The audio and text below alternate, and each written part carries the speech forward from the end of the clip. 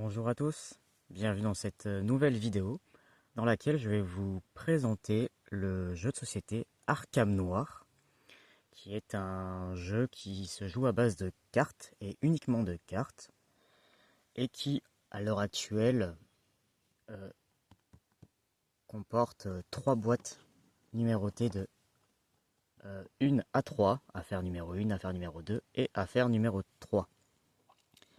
Alors je précise, rien à voir avec le jeu. Vous risquez d'entendre des oiseaux chanter pendant la vidéo. C'est une bande son naturelle. Je suis en semi-extérieur pour filmer cette vidéo. Donc il risque d'avoir un peu de bruit autour de moi. Voilà. Alors, c'est un jeu. Je vais prendre la boîte numéro 1. C'est un jeu qui n'est pas récent, hein, comme bien souvent dans mes jeux. C'est un jeu, je vous montre le dos, qui date des années 2018, 2019, 2020. Vous voyez, 2017 pour la version, je pense que c'est pour la version anglaise, le 2017. Ça a été traduit un peu plus tard en français. Idem, hein, les boîtes, c'est aux alentours de 2020-2021, grand maximum. Donc ça a déjà plus de 5 ans. Entre 5 et 10 ans. Arkham Noir, donc, c'est un jeu que je retrouve l'auteur. Oui, je vais trouver l'auteur. Alors, soit je suis aveugle, soit ce n'est pas écrit sur la boîte, ce qui est étonnant. En tout cas, c'est distribué par Asmodée. Et je vais tricher, ça doit être écrit à l'intérieur. Voilà, c'est un jeu de Yves Tourigny, qui se joue en solo, tout seul. J'ai oublié de le préciser. Donc, estimation 30 minutes pour la durée du jeu. Ça, je vous dis, je n'y crois absolument. Enfin, c'est faux. Sauf si vous jouez très rapidement sans réfléchir, ce qui n'est pas conseillé pour ce genre de jeu.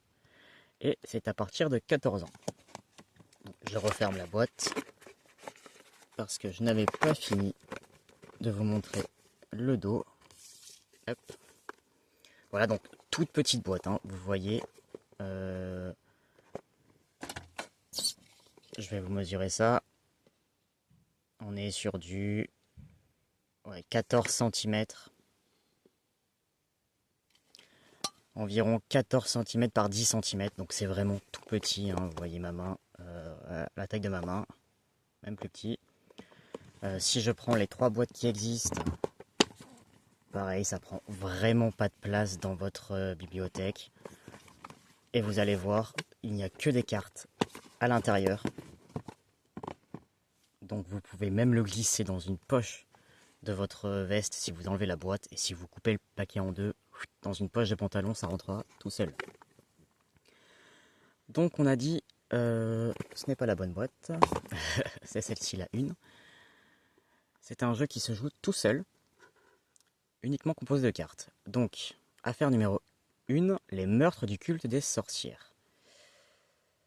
Chaque nouvelle affaire représente un défi unique dont les niveaux de difficulté ajustables permettent de contenter tout type de joueurs. Dans les meurtres du culte des sorcières, donc cette affaire-là, Howard Lovecraft, certains reconnaîtront, enquête sur des événements inspirés des nouvelles, blablabla. Et donc le jeu contient 64 cartes et un feuillet de règles. Ah, vous allez voir, c'est très simple. La notice, c'est vraiment une feuille recto verso. Et c'est en fait un jeu d'enquête. Je vais l'ouvrir. Un jeu d'enquête. Vous allez devoir résoudre des meurtres. Enfin, comprendre qui a tué, comment ça s'est passé.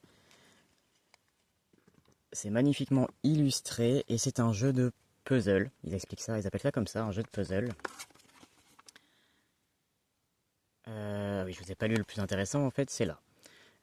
Arkham Noir est un jeu de cartes en solitaire, inspiré des récits interconnectés de H.P. Lovecraft. Donc pour ceux qui ne connaissent pas, c'est l'auteur de récits de nouvelles qui a donné plus tard, nous, dans notre époque moderne, des jeux de rôle, l'appel de Cthulhu, Horror à Arkham, des jeux de société, voilà, c'est quelqu'un personnellement que je ne connaissais pas il y a un an.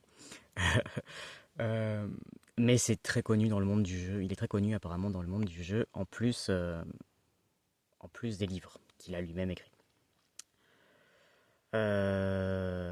voilà, donc de H.P. Lovecraft et d'autres auteurs, il n'y a pas que lui, qui ont été remodelés pour l'occasion en enquête de romans noirs. Chaque affaire constitue une aventure indépendante. Toutes les boîtes peuvent se jouer séparément, vous ne pouvez en acheter qu'une seule, ça ne pose aucun problème.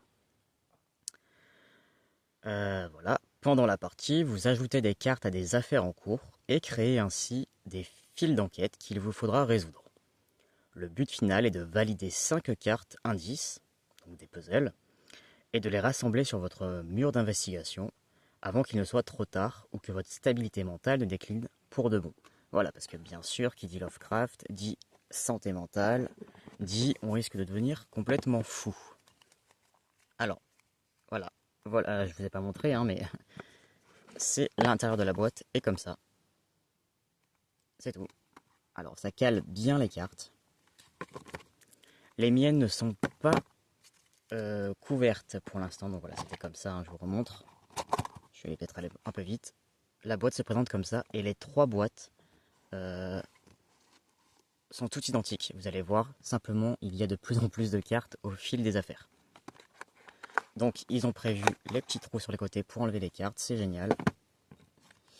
Là, ça rentre parce que mes cartes ne sont pas encore couvertes, ce qui n'est pas une très bonne idée vu qu'on les manipule quand même pas mal.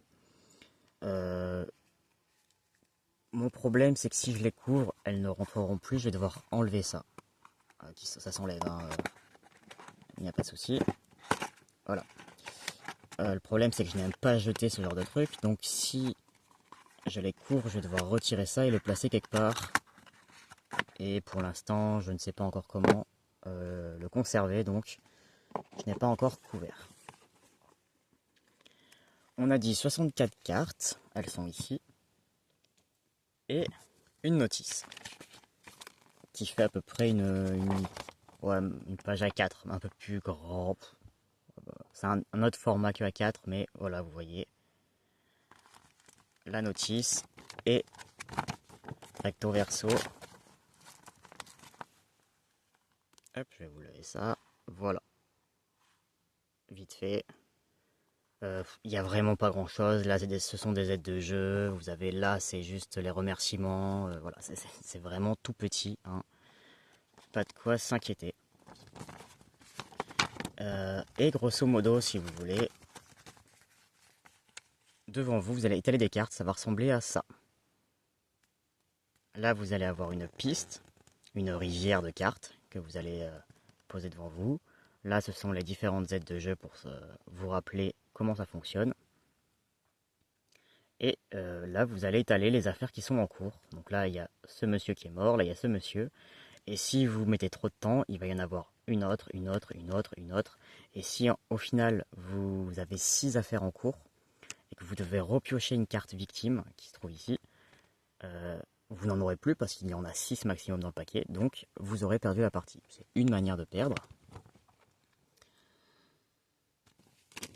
Voilà, donc j'ai dit qu'il y avait plein de cartes avec, donc ça ce sont les cartes que vous positionnez devant comme on vient de voir. Les tours de jeu, les aides, tout ça, les pénalités.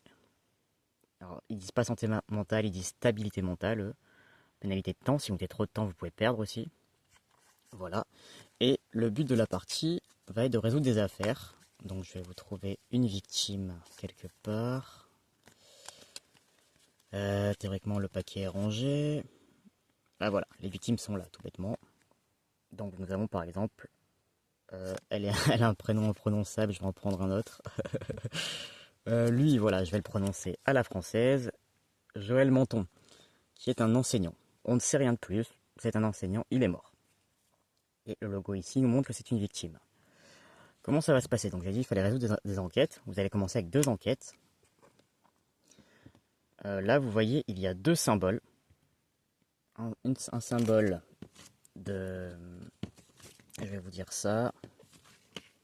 Observation, mais surveillance, voilà. Ici. Et la loupe, c'est une collecte d'informations, collecte de renseignements sur cet homme.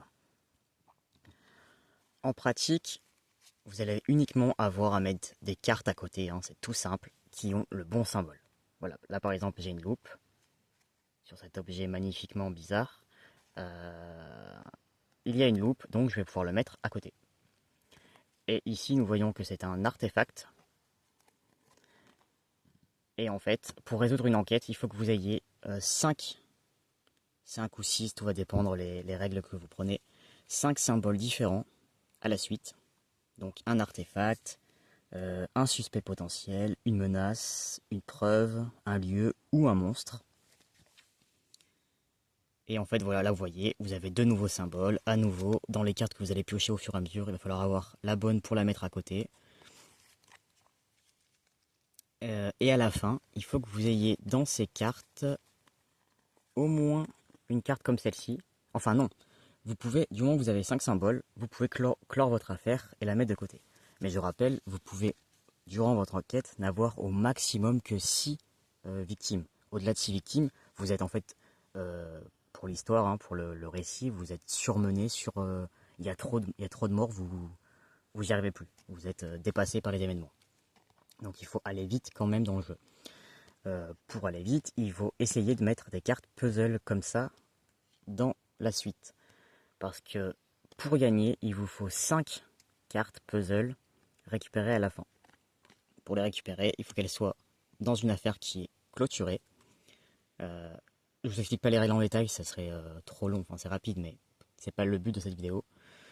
Là il vous faut donc utiliser une carte puzzle, mais vous voyez elle a un petit cadenas au-dessus. Donc il faut qu'il y ait, avant de pouvoir la poser, il faut que vous ayez réussi à mettre une carte avec une clé. Vous pouvez avoir 2 cartes qui ont le même symbole, hein. Il n'y a aucun problème. Simplement, il n'y en a qu'un qui compte, vu qu'il vous faut 5 symboles différents. Et plus vous mettez de cartes à la suite, je crois que c'est au-delà de 7. Au-delà de 7, vous commencez à à faire des jets. Enfin, vous allez tirer une carte au hasard. Et si jamais vous tirez une carte et qu'il y a ce symbole-là, ici, ça veut dire que vous perdez de la santé mentale et ça va s'accumuler. Ou si vous en avez trop, vous perdez la partie. Si vous prenez trop de temps, vous perdez de la partie aussi. Le temps, c'est avec le sablier ici. Voilà. Donc je disais, il vous faut qu'il y ait un puzzle. Et il faut que, quand vous avez clôturé votre affaire, quand vous retirez le puzzle pour le récupérer, parce que je rappelle, il vous en faut 5, il faut que vous ayez toujours 5 symboles différents dans votre suite de cartes. Ici. Donc c'est un calcul, il faut gérer ces cartes, si vous allez en jeter, vous allez en récupérer, etc. Moi j'aime beaucoup. Alors il y a des personnes qui critiquent le fait qu'au final c'est juste une suite, ils comparent ça à un solitaire. Moi je n'arrive pas vraiment à voir en quoi c'est un solitaire, mais enfin le jeu solitaire. Pourquoi pas, je l'aurais pas deviné tout seul, mais écoutez, pourquoi pas, hein. Il y en a qui critiquent le fait qu'au final, on fait juste de la recherche de symboles et qu'il n'y a pas d'histoire, parce que vous avez rien, il n'y a pas... Là, c'est uniquement la notice, il n'y a pas de récit, il n'y a pas de choses à lire, si ce n'est l'introduction, hein.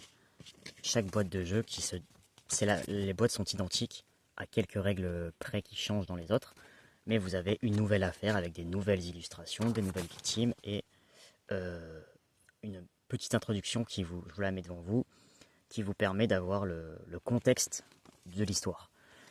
Et en fait, on va jouer un enquêteur qui va essayer de résoudre des enquêtes. Mais, comme je viens de le dire, vous avez uniquement ces cartes-là, où là, par exemple, on vous met disparition cyclique, objet de l'extérieur, couteau de forme saugrenue. Voilà.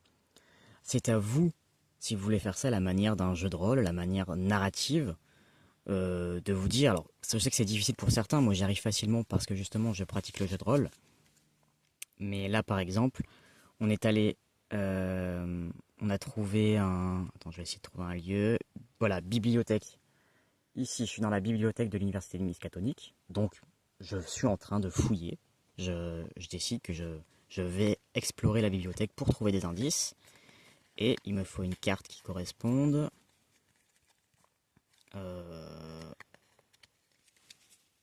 Là, voilà par exemple. Je mets cette carte à côté, qui est une carte monstre. Et donc ça c'est le logo de recherche. Je peux dire que je suis allé à la bibliothèque de l'université de Miskatonic faire des recherches pour mon enquête. Et j'ai trouvé des choses intéressantes sur l'indicible. Voilà. Ça c'est moi qui romance ce que je suis en train de faire. Mais encore une fois, à part les titres sur les cartes et les illustrations, les très belles illustrations, euh, il n'y a rien d'autre. C'est à vous d'interpréter ce que vous êtes en train de faire. Si vous voulez faire un récit, vous pouvez très bien mettre à l'écrit ce que vous êtes en train de faire. Là, par exemple, je vais aller interroger le prêtre. Oh là là, c'est impossible à prononcer. Voilà, un prêtre. Hein, ça va être mon problème, ça, c'est que c'est des noms. C'est même pas que des noms anglais, hein, donc c'est très compliqué pour moi. Déjà que l'anglais, j'ai peur de faire saigner vos oreilles. Euh, Bref, voilà. C'est uniquement plein de cartes comme ça. Là, on a un suspect potentiel, encore un suspect, des cartes de lieu. Et voilà, ça c'est pour le jeu de base. Donc, je disais, ils disent que c'est 30 minutes. Alors 30 minutes si vous perdez, clairement, hein, si vous perdez la partie, ça vous mettez 30 minutes. Voilà, j'ai tout mélangé mes cartes. Bon, ce n'est pas très grave. Je les retrierai quand je jouerai. Pour vous donner une idée, hein, j'ai noté les 2 dernières parties que j'ai fait récemment.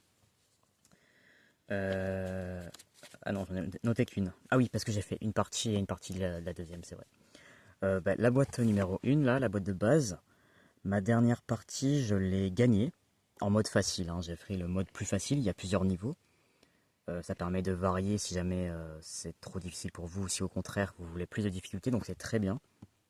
Il y a au moins, je sais plus combien de niveaux, mais c'est des petites modifications dans la partie en fait, tout simplement. Par exemple, moi en mode facile, j'ai joué avec 6 victimes. En mode un peu plus difficile, vous n'avez le droit qu'à 5 victimes. Au-delà de 5 victimes, vous perdez. Voilà, c'est des petits ajustements comme ça, tout simple. Donc là, ma dernière partie, c'était le mois dernier. En mode facile, j'ai gagné. J'ai bouclé 3 affaires, donc il n'y a eu que 3 victimes, pas plus. Je n'ai eu aucune en cours. J'ai réussi à avoir les 5 cartes qu'il me fallait. Et j'étais par contre à la limite, hein, parce que j'avais 5 de santé mentale. À partir de 7, je crois que c'est à 7 qu'on perd. 6 ou 7. À 7. En mode facile, c'est à 7. 7 cartes de santé mentale, j'en avais 5. J'avais 5. Je suis en train de lire mes notes, hein. J'avais 5 cartes de temps, pareil, en mode facile, c'est à partir de 7 que vous perdez. Enfin, ah non, vous perdez pas la partie là. Le temps, c'est juste que ça remet à zéro les cartes, mais vous devez repiocher une nouvelle victime. Et tout ça, je l'ai fait en 3-4 heures, environ 3-4 heures. Alors, n'ayez pas peur, c'était une première vraie partie depuis très longtemps. Euh, donc, j'ai mis 3-4 heures parce que je suis extrêmement lent, il faut le savoir, hein, c'est pour ça que je joue beaucoup en solitaire. Si je joue à un jeu comme ça, bon là il joue pas il joue qu'en solo, mais les jeux de réflexion, je pense au Scrabble, la dernière fois que j'ai fait une partie de Scrabble avec quelqu'un, mais la personne a voulu mourir tellement je prenais de temps. Donc ne vous inquiétez pas, moi j'ai mis 3-4 heures, mais parce que j'ai enregistré, je me suis enregistré au passage. Alors j'ai pas filmé la partie, mais j'ai enregistré oralement l'aventure de mon personnage pour que j'ai une trace, pour avoir ça en mémoire. Donc ça m'a pris un peu de temps. Mais j'ai fait beaucoup de pauses pour réfléchir et essayer de trouver la meilleure solution en fait pour gagner. Donc voilà, je suis très lent. Mais j'ai gagné. Encore une fois, c'est 30 minutes, je crois qu'ils disent. 30 minutes, 30-40 minutes. Bon, 40 minutes, déjà, c'est peut-être jouable. Je vais regarder la deuxième partie. Normalement, j'ai dû la noter. Eh bien non, je ne l'ai pas noté ici, mais ma deuxième partie a été plus rapide. Parce que j'ai perdu, premièrement, hein. Celle-ci, là, j'ai fait une partie du numéro 2. Je l'ai perdue, j'ai été submergé, j'avais plus de victimes à piocher. Mais j'étais sur le point... Ah non, ce n'est pas les victimes, je dis n'importe quoi. Dans ma deuxième partie, je m'en souviens, j'avais tout résolu. Il fallait plus que je clos les affaires. Le problème, c'est que je n'avais plus de cartes sur la rivière de cartes, là. Comme je vous ai montré, hop, ici. Mon paquet était vide. Parce que toutes les cartes, au fur et à mesure, elles se mettent, hein, sur toutes les victimes. Moi, j'avais 6 victimes étalées, c'était n'importe quoi autour de de mon plateau. Ça prend un petit peu de place quand même quand si vous commencez à avoir trop de victimes, là, ça descend, ça descend, ça descend, donc ça prend de la place. Euh, et du coup, en fait, au bout d'un moment, vous n'avez plus assez de cartes pour le paquet. Parce que vous en avez qui sont étalées ici, là, pour la santé mentale. Vous en avez qui sont étalées ici pour le temps. Vous en avez dans la pioche, là. Et moi, en fait, je me suis retrouvé que c'était vide. Je n'avais plus de cartes dans la pile. Et du coup, c'est un échec. Euh, c'est une des raisons aussi non, pour laquelle vous pouvez perdre. Et donc moi, c'est ce qui m'est arrivé. J'étais dégoûté parce que j'avais tout résolu, hein. Il fallait juste que je ferme une affaire, je crois. Mais j'avais plus de cartes. Voilà. Donc, je me rappelle plus combien de temps j'avais mis, mais beaucoup moins de temps, hein. Peut-être une heure et demie, je ne sais plus. Mais j'ai perdu, encore une fois. Peut-être que si j'avais gagné, enfin, si j'avais pris plus de temps pour réfléchir, j'aurais pu gagner. Après, j'ai vu des parties sur internet, il me semble, où les personnes ont vraiment fait ça en 30-40 minutes. Mais parce que les gens réfléchissent beaucoup plus vite que moi, euh, tout simplement. Voilà. Donc tout dépend de votre cerveau. Mais comme d'habitude, hein, vous avez peut-être l'habitude, quand ils vous mettent voilà, 30 minutes, les temps sont rarement bons. Ça arrive sur les jeux, mais souvent vous mettez beaucoup plus de temps que ce qui est annoncé. Voilà, ça c'était la boîte. Je vais rapidement vous montrer les autres boîtes. Donc c'est une nouvelle affaire. Le livret de règles est un peu plus grand. Voilà, il est plus grand. C'est mieux expliqué. Je pense qu'ils ont eu des retours, donc c'est un peu mieux expliqué sur comment gérer les cartes. Il y a plus d'images, plus d'exemples. Bon, il y a aussi de la publicité. Voilà. Et en fait, il n'y a qu'une seule chose qui change, hein, entre la boîte numéro 1 et la boîte numéro 2. Hormis évidemment le récit, hein, et les cartes qui ne sont pas les mêmes. Vous allez voir, sur celle-ci, il y a un peu de couleur. Je vous dis ça, tout est noir. Là, voyez, il y a quelques traces de violet qui apparaissent par moment. La seule chose qui change, c'est qu'il y a donc des nouvelles victimes. Il y a des cartes foudre, comme celle-ci, qui ne sont pas dans le 1. C'est vraiment les cartes foudre euh, et une carte en plus, non, non, non. La carte foudre et le fait que vous avez ces symboles-là qui peuvent être se coller ensemble, je crois. Je ne me souviens plus pour faire une formule, un truc comme ça. Et en fait, donc il y a un peu plus de cartes, hein. Dans le 2, il y en a, je vais vous dire ça, 70, un truc comme ça.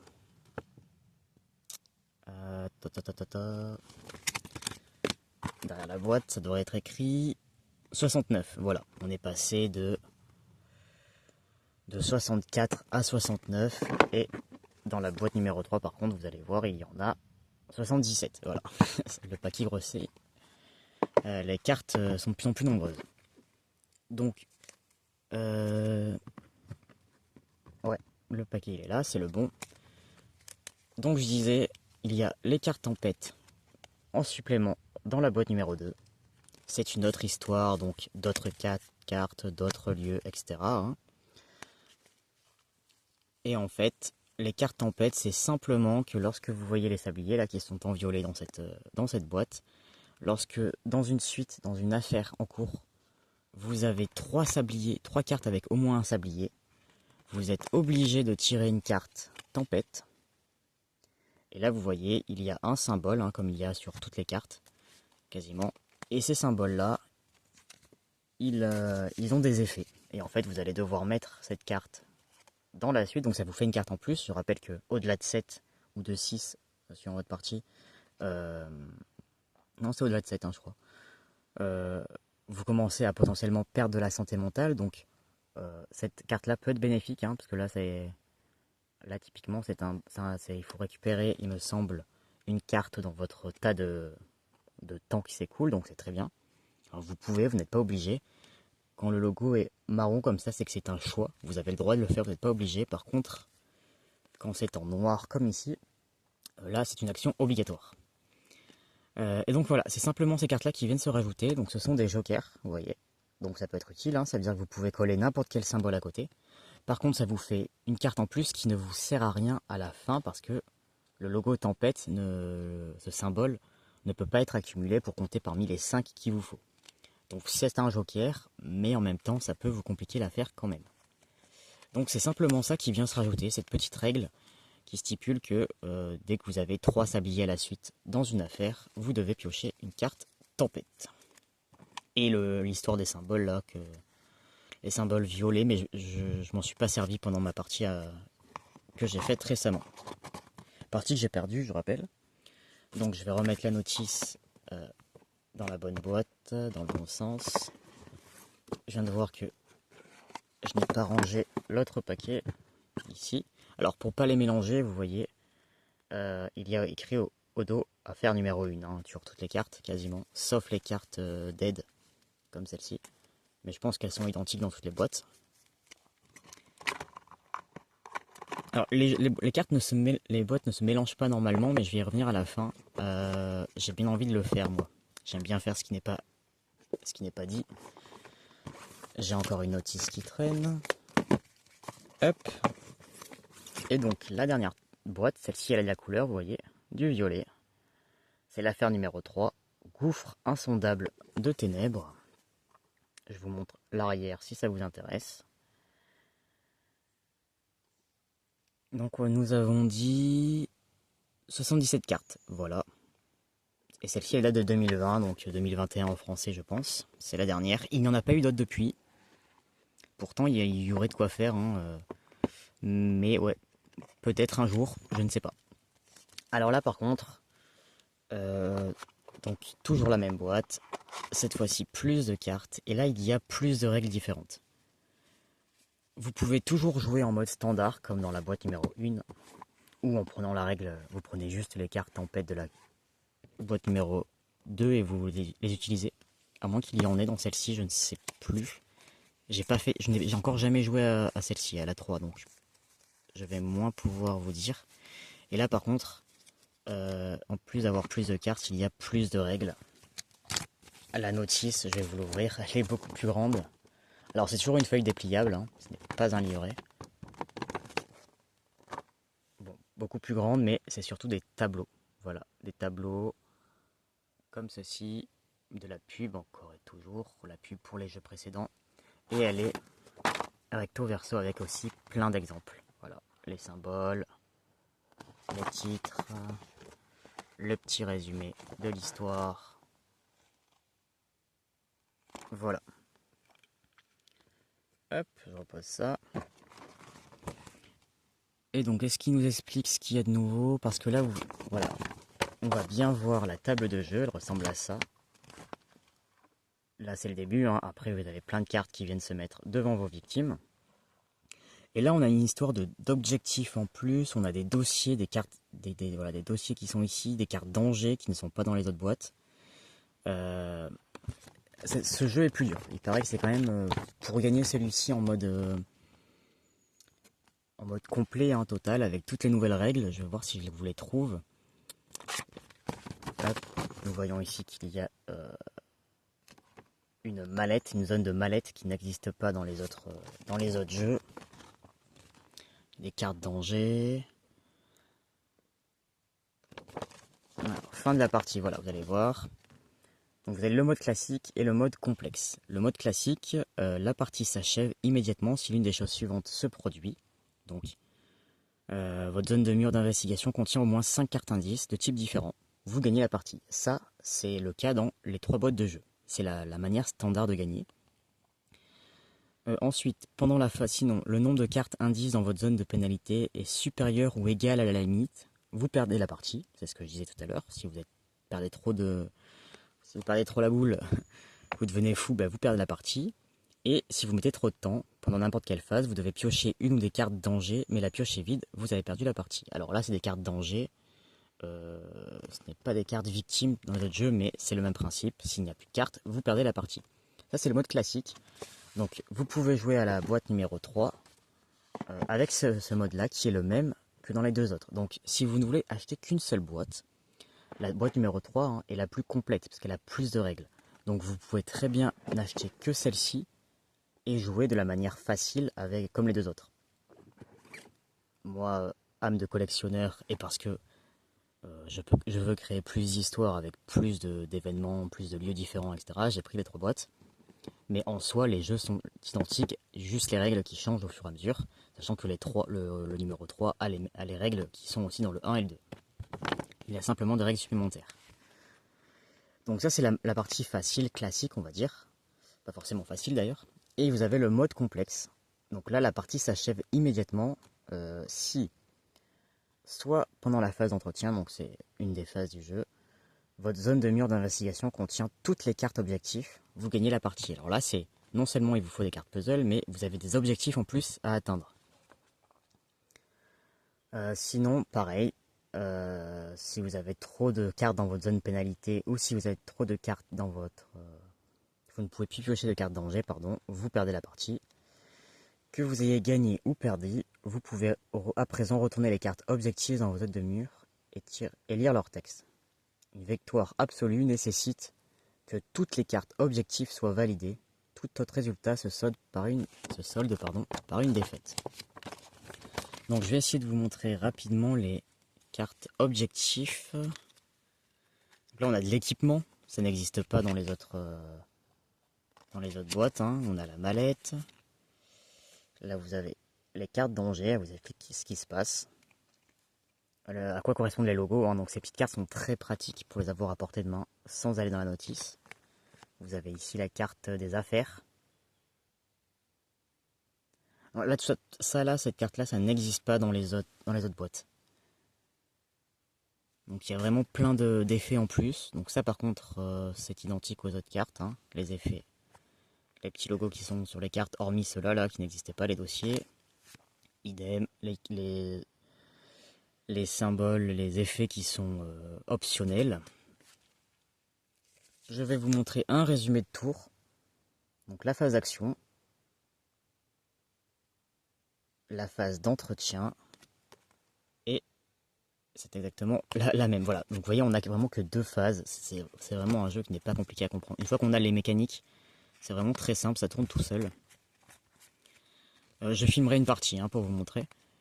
Donc là, c'est la pioche, et voilà. Ici, vous avez des cartes ce sont les fameuses, vous voyez, c'est violet d'un côté. Donc c'est les cartes, je pense que nous les avons d'abord du côté violet, si j'ai bien compris. Comme ceci. Voilà, ça c'est votre objectif numéro 1. Donc je pense qu'il faut la faire. Là, il faut trouver la disquette, enfin le dossier 1, puis le dossier 5, puis la pièce B. Et seulement après on peut lire ce qui est écrit derrière. Et il se passe un truc, enfin on a un petit récit quoi. Et vous voyez, on a différents objectifs. Ça veut dire que là, non seulement vous devez résoudre vos affaires, hein, faire tout ce que je vous explique depuis tout à l'heure, mais en plus de ça, il faut maintenant faire les trucs dans le bon ordre, pour résoudre petit à petit tout ce qui vous est demandé. Je vous préviens, hein, c'est hyper compliqué. Déjà, de gagner le jeu tout seul, il faut le faire. Alors en plus, en vous rajoutant ce truc-là, c'est complexe, je ne l'ai encore jamais essayé. Je m'y pencherai, hein, parce que j'aime bien les défis. Mais voilà, ça rajoute de la complexité. Donc si vous n'aimez pas trop les choses difficiles, peut-être contentez-vous de la boîte 1 et 2, hein, ou de la 3. Encore une fois, vous pouvez très bien jouer en mode standard avec la boîte 3. Mais si vous aimez les défis, hein, que vous voulez un peu vous casser les dents, réfléchir avec votre cerveau, prenez la 3 clairement. À savoir, je dis réfléchir, mais c'est un jeu où le hasard a quand même sa place, puisque les cartes vont être mélangées. Les paquets vont être remélangés plusieurs fois et vous allez avoir une rivière devant vous. Alors ce n'est pas que du hasard, hein, c'est de la stratégie de quelle carte vous allez piocher à quel moment, laquelle vous allez poser dans quelle affaire. Voilà, il y a quand même de la réflexion, mais c'est un jeu où il y a du hasard vu qu'on pioche des cartes aléatoirement. Et du coup, comme je pense notamment au jeu, un autre petit jeu de cartes que j'aime beaucoup, l'expédition perdue, voilà. Dans l'expédition perdue, c'est la même chose. Si le tirage de cartes fait que tout n'arrive pas dans le bon ordre, on va dire, surtout là si vous jouez en mode complexe, avec l'histoire là où il vous faut trouver les bonnes cartes dans le bon sens, les résoudre dans les bonnes affaires, dans le bon ordre, mettre les bons symboles, dans la bonne suite, et pas juste au hasard du moment que ça colle ensemble. Si vous avez un mauvais tirage dès le début, ou voilà, possiblement vous ne pourrez pas gagner en fait. Donc il faut quand même avoir conscience de ça, mais c'est un jeu, il faut réfléchir. Si vous faites n'importe quoi, c'est pas juste parce que vous avez pioché les cartes dans le bon ordre que ça va fonctionner. Même avec les bonnes cartes, vous pouvez très bien vous planter en les mettant pas entre guillemets dans la bonne affaire qui est en train d'être résolue, et vous pouvez quand même perdre. Donc c'est un jeu de réflexion avec un peu de hasard, mais de réflexion quand même. Et moi j'aime beaucoup, voilà, c'est pour ça que je vous le présente d'ailleurs. C'est encore trouvable hein, d'occasion ou en boutique. Normalement ça se trouve assez facilement. Récemment, la numéro 2, celle-ci là, je l'ai vue en promotion sur le site Philibert. Donc surveillez, hein, je crois qu'elle était à 5 euros parce que j'ai pas parlé de prix, mais c'est une vingtaine d'euros. C'est aux alentours de 18-20 euros les boîtes neuves. Et il me semble avoir vu en promo. En promo, vous pouvez. Enfin, moi je l'ai trouvé à 5 euros. Régulièrement, si vous êtes en France, en tout cas en Europe, sur le Bon Coin, les sites d'occasion, sites de vente d'occasion entre particuliers. Le Bon Coin, elles sont autour de 8 euros, 5 euros, enfin moins de 10 euros d'occasion, vous pouvez les trouver. 10 à 15 euros grand maximum. Si jamais vous ne les trouvez pas neuves ou que vous préférez payer moins cher, elles se trouvent normalement facilement.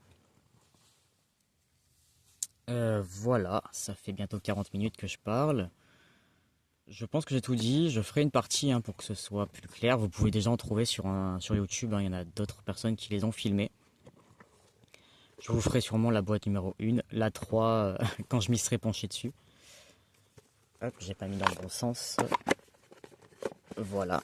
Avant de terminer, je vais vous montrer. J'ai pas montré le tour des boîtes. Donc vous voyez, ils ont prévu, si vous voulez les ranger droite, vous avez les illustrations et les titres qui sont écrits dans le bon sens. Alors moi j'adore ce jeu, hein, je le répète. Pour moi il est narratif parce que mon cerveau a l'habitude d'associer des images, des titres et de créer une histoire avec, grâce au jeu de rôle et grâce au jeu de rôle solo notamment.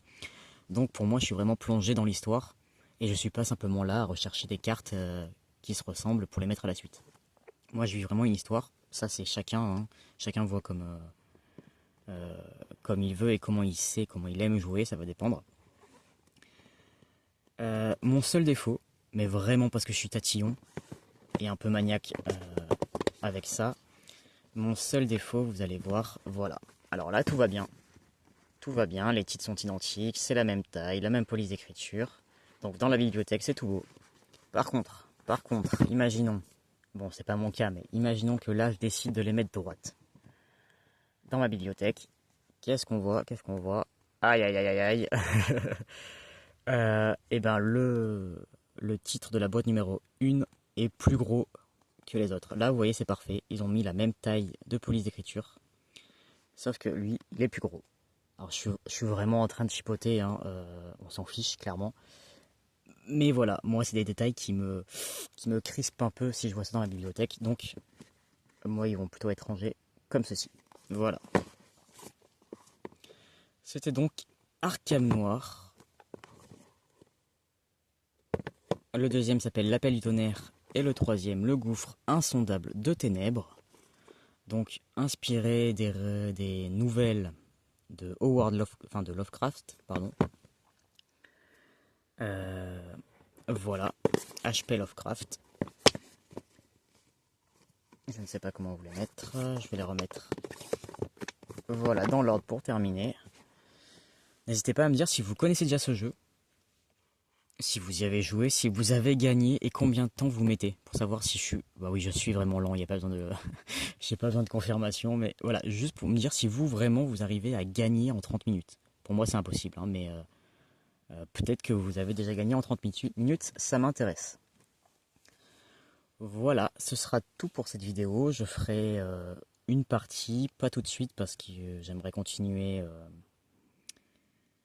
la campagne de Skull Tales, pardon. Mais prochainement, j'en ferai une, c'est sûr, au moins une, peut-être plusieurs, on verra. Voilà, je vous laisse passer une bonne journée, une bonne soirée, une bonne matinée, une bonne nuit si vous me regardez la nuit. Et à bientôt. Salut!